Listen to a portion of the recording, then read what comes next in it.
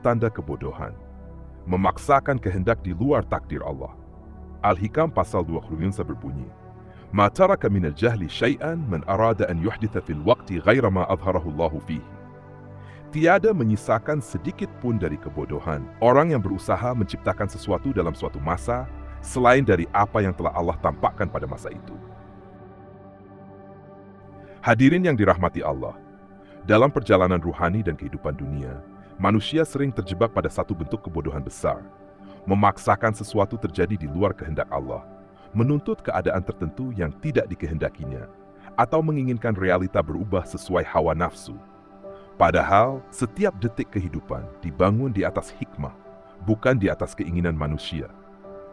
Ibnu Athaillah mengajarkan bahwa akar kebodohan adalah ketidakmampuan membaca kehendak Allah pada waktu yang sedang berjalan.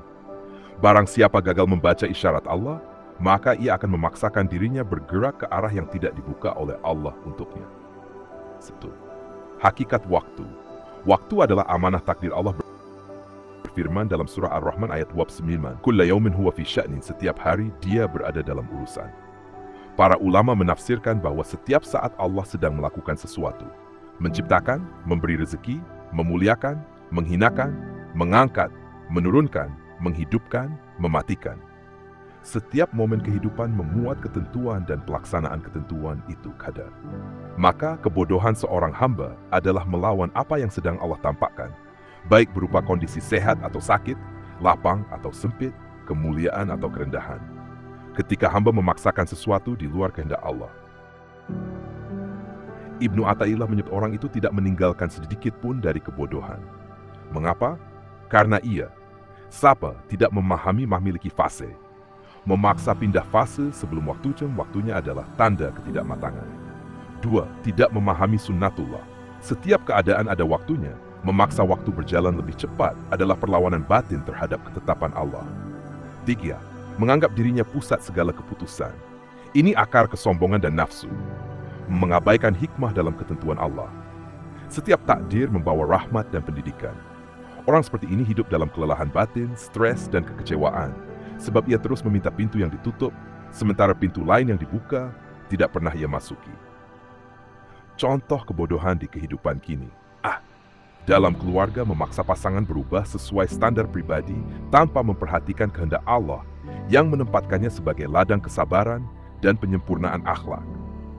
Dalam dunia kerja, memaksa rezeki datang dari jalan-jalan yang tidak dibukakan Allah, sehingga terjebak pada ketamakan, korupsi, dan keserakahan. C.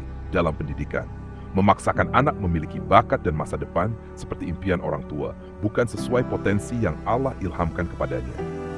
D. Dalam kehidupan sosial dan politik, memaksa perubahan yang dipaksakan dalam semalam, tanpa memahami sunnatullah, bahwa perubahan sejati berjalan melalui kesabaran dan proses bertahap. E. Dalam perjalanan spiritual, menghendaki karamah sebelum istiqamah, menginginkan makam tinggi tanpa riadah, menghendaki rasa manis ibadah tanpa melewati pahitnya mujahadah. Semua itu wujud dari ketidaksabaran membaca kehendak Allah. Tanda kedewasaan ruhani. Menerima ketentuan Allah, Ibnu Athaillah mengajarkan bahwa orang yang arif adalah orang yang 1. Tidak mendahului kehendak Allah, sebagaimana firman-Nya, "La tuqaddimu baina yadayillahi wa rasulih." Janganlah kalian mendahului Allah dan Rasul-Nya. 2. Menjalani waktu sesuai perintah Allah, bukan sesuai keinginannya. 3. Tunduk secara batin, karena mengetahui bahwa Allah tidak pernah keliru. 4. Percaya sepenuhnya bahwa semua ketentuan membawa rahmat, meskipun pahit di awal. 5. Menafsirkan isyarat waktu. Para sufi mengajarkan, waktu itu berbicara, tetapi hanya hati yang bersih yang mampu mendengarnya. Isyarat waktu dapat berupa peluang dibuka oleh Allah, jalan yang ditutup, ketenangan hati, kegelisahan yang mengingatkan, keberkahan dalam langkah, kesempitan yang menjadi sinyal agar berhenti. Orang yang arif tidak memaksa, tetapi mengikuti isyarat ilahi. 6. Bagaimana menjadi hamba yang tidak bodoh? A. Ridha keadaan apapun sebagai bagian dari pelatihan ruhani. B. Ikhtiar tanpa memaksa, berusaha tetapi tidak memaksakan hasil. Membaca tanda-tanda Allah, merenung, bermuhasabah, dan memperhatikan apa yang Allah sedang inginkan dari saya saat ini. D. Menundukkan hawa nafsu, karena nafsulah yang ingin memaksakan realita. Memperbanyak doa dan tawakal, karena perubahan sejati datang dari Allah, bukan dari keinginan manusia. Penutup hadirin yang terhormat, kebodohan terbesar adalah melawan kehendak Allah yang sedang berlangsung. Kecerdasan tertinggi adalah menerima waktu, keadaan, dan takdir sebagai bagian dari rahasia hikmah Allah. Membaca kehendak Allah pada setiap waktu. Ma taraka min al-jahli syai'an man arada an yuhditha fil waqti ghaira ma adharahu Allah fi. Tidak tersisa sedikit pun dari kebodohan bagi seseorang yang ingin menciptakan sesuatu di suatu waktu selain dari apa yang telah Allah tampakkan dalam waktu itu. Hadirin yang dimuliakan Allah, hikmah ini mengajarkan bahwa kebodohan bukan sekadar tidak berilmu, tetapi gagal membaca kehendak Allah dalam situasi yang sedang berlangsung. Siapa yang memaksakan keadaan di luar takdir yang sedang berjalan, ia sedang jatuh ke dalam jurang kebodohan. Hari ini, mari kita memahami pesan ini melalui dua kacamata besar. 1. Kehidupan sosial, ekonomi, budaya, dan politik. 2. Kehidupan spiritual dan hubungan hamba dengan Rabb-Nya. Aspek sosial, ekonomi, budaya, dan politik. Kebodohan dalam aspek sosial memaksakan realitas yang tidak sejalan dengan takdir. Di dalam kehidupan sosial, kebodohan terjadi ketika manusia A. memaksa orang lain berubah menurut kehendaknya. Banyak konflik rumah tangga, pergaulan, dan hubungan antar manusia terjadi karena satu pihak memaksakan perubahan dalam waktu yang tidak dibukakan Allah. Padahal, setiap orang sedang menjalani proses yang Allah tetapkan. Kunci sosial damai adalah sabar, memahami, dan menghormati proses waktu orang lain. B. Menginginkan penghormatan sebelum waktunya. Manusia ingin dihargai, dipuji, disanjung padahal waktu hidupnya belum pantas menerima itu.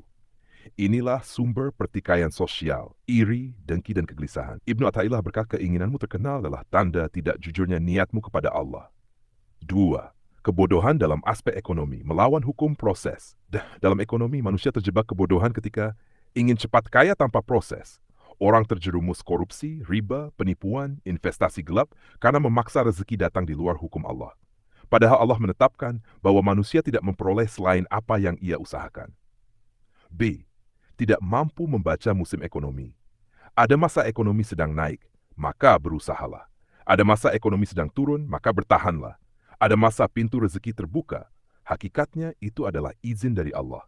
Ada masa pintu rezeki tertutup, itu adalah isyarat dari Allah untuk berhenti. Kebodohan terjadi ketika hamba memaksa musim yang tidak sedang turun dari Allah. Kebodohan dalam aspek budaya, memaksakan nilai di luar waktu berkembang perlahan. Kebodohan muncul ketika A. Ingin memaksakan perubahan budaya secara instan. Perubahan sosial, moral, dan kebiasaan tidak bisa terjadi tanpa kesesuaian waktu. Masyarakat yang bijak memahami ritme perubahan, bukan memaksakannya. B. Menolak arus perubahan yang memang dikehendaki Allah. Ada tradisi yang harus dipertahankan. Ada tradisi yang harus dilepaskan. Kearifan terletak pada membaca tanda-tanda yang Allah tampakkan pada masyarakat.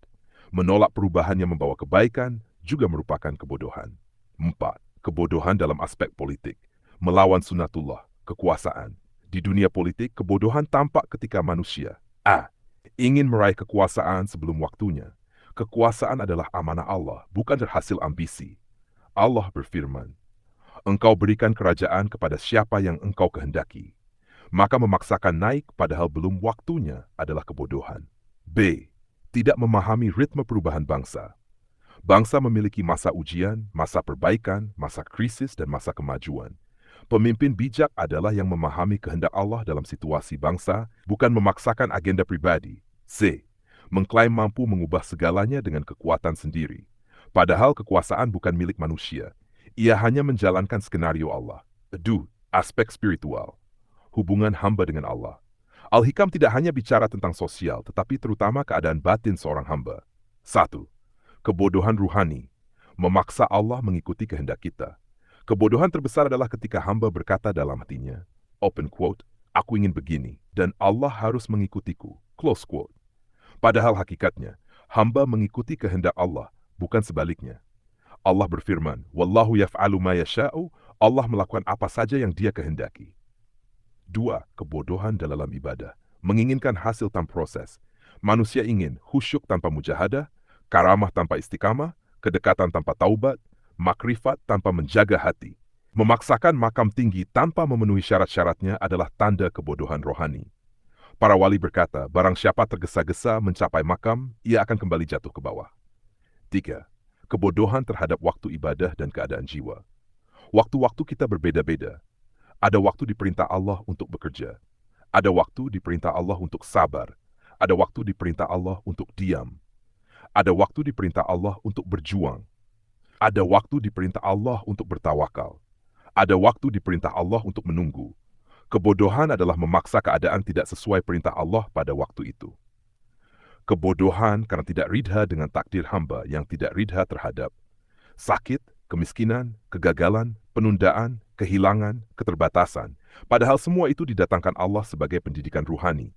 Maka ia memikul beban 2 kali, beban takdir dan beban kemarahan batinnya sendiri. Ridha adalah tanda kecerdasan spiritual tertinggi. 5. Kebijaksanaan ruhani, membaca kehendak Allah pada setiap saat.